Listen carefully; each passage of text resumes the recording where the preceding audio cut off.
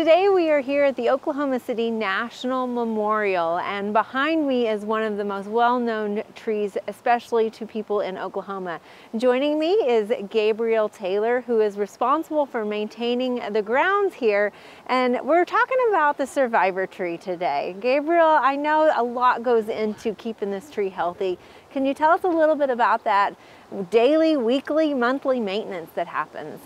So yes, I'm the director of facilities here, and I get the honor of being able to take care of the survivor tree. And that's not just 8 to 5 job, that's a 24/7 job. When I'm not here, we have security watching over it, because we have security here 24/7, so they're also watching the grounds and making sure that during ice storms, during storms, that nothing's happened to the tree, so they keep an eye on that for us and then call us at all times of night if they have any concerns. Some of the daily stuff that we do is we walk by and we take a look at the limbs themselves, and then we also look at making sure that no one's done anything overnight or to the tree itself or shoved anything into the bark. Yeah. Some people might think they're giving a donation or they're leaving a tribute behind, but it actually can cause damage to the tree. We want to make sure that it stays healthy and that nothing's inside the bark or anything like that, so that it grows in there. And that's why we have a donation box here for that reason, in case somebody wants to kindly leave a donation for us.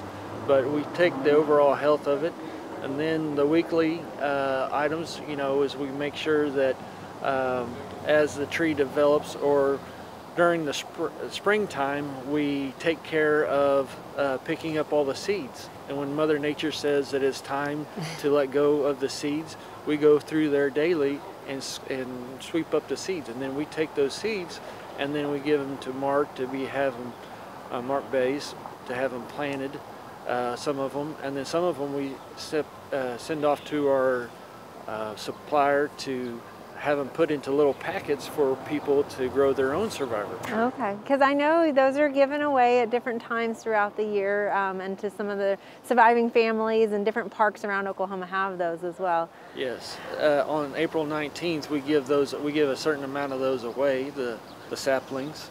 We are also selling those online at survivortree.com.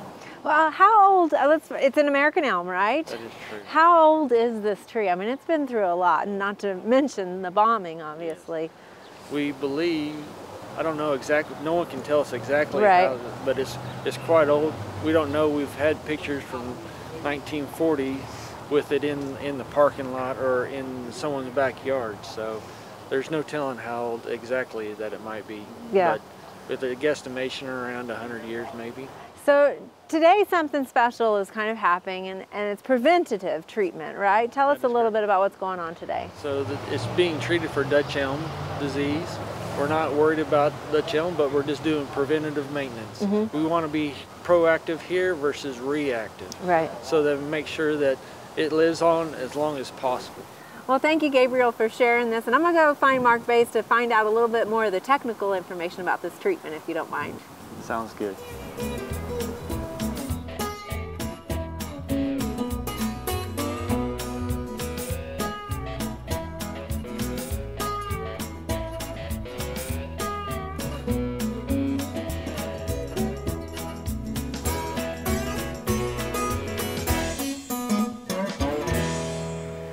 So Mark, we just finished up a preventative treatment on the survivor tree. Tell me a little bit about that process. Yeah, so this is an American elm. American elm, just across the United States, is at risk to get Dutch Elm Disease.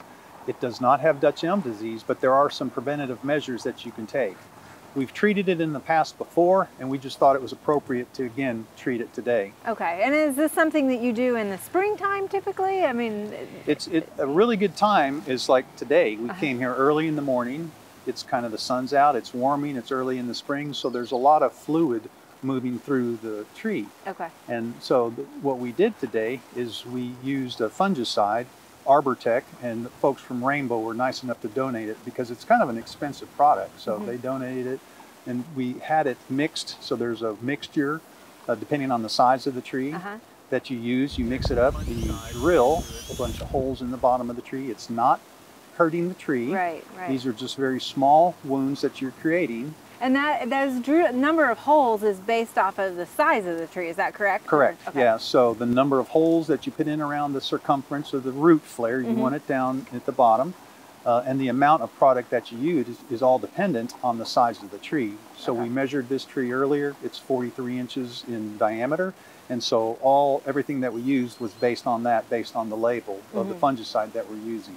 And so then basically it's sort of an IV, it just takes it up, right? Exactly. Their very small amount of pressure was to initially get it started, so 18 to 20 pounds of pressure they were using. Okay. And that just initiated the process to kind of get it flowing. And they put in 50 gallons of fluid into the tree here with the mixture. But then towards the end, we unplugged that, and you could see the fluid moving in. So the tree's natural system in the xylem, moving the fluids up through the tree, kind of was sucking it up. And that's why it's good during the spring.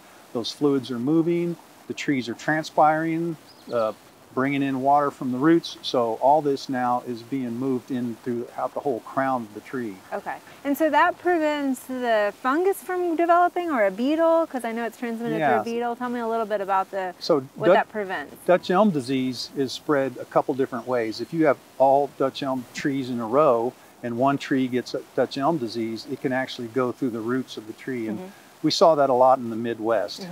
Dutch elm disease was introduced the middle part of the country back in the 30s, and it's just spread all over the place. This is a very isolated elm, so there's no root connections with other elm trees.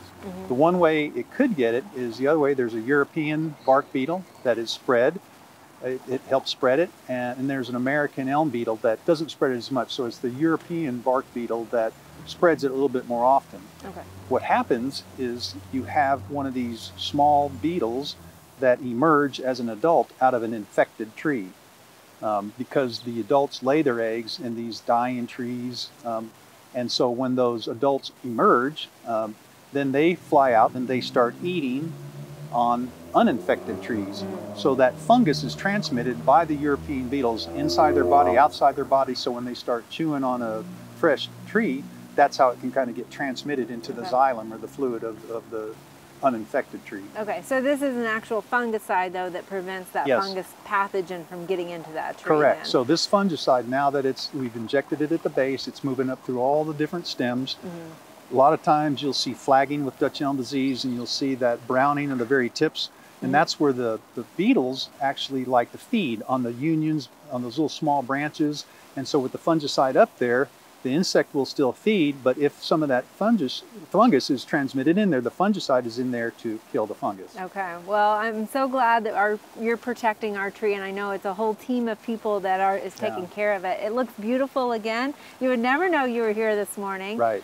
Because you have this grate around it, right? So that's kind of what was pulled back, and it's all cleaned up now. So, and that's what was important about this, and when they first designed this, we knew that we were going to be having to get in and treat the tree through time. So the whole design around the promenade here is they made it to where you can remove it to expose those root flares to do this kind of treatment in the future, and what we did today. Okay.